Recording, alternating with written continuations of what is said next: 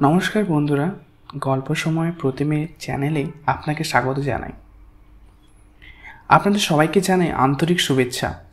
আজকের এই বিশেষ দিনে রামনবমী উপলক্ষে আমি প্রতিম মণ্ডল আপনাদের সঙ্গে আছি আজকের এই পবিত্র যাত্রায়।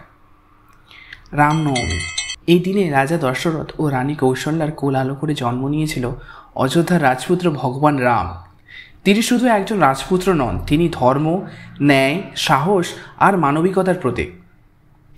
মা সীতা, ভক্ত হনুমান, লক্ষ্মণ আর রামের সঙ্গে রামায়ণের সেই গল্প আমরা ছোটবেলায় শোনার পরও বারবার শুনতে চাই। কেন জানেন? কারণ এই গল্প শুধু পৌরাণিক নয়, এই গল্পে আছে আদর্শ জীবনের পাঠ।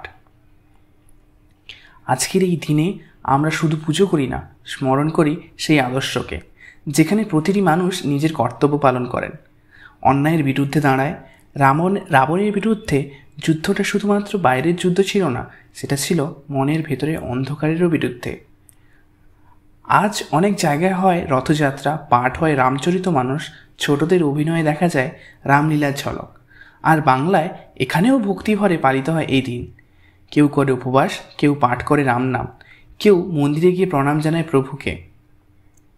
এই রামনবমীতে আসুন আমরা নিজেদের ভেতরের সত্যকে খুঁজে বেড়াই এবং নিজের জীবনের রামকে চিনে নিই। আসুন আমরা নতুন করে জীবনকে ভালোবাসতে শিখি, ন্যায়, ভক্তি আর ভালোবাসার আলোয় এই আজকের দিনটাকে উজ্জ্বলিত করি।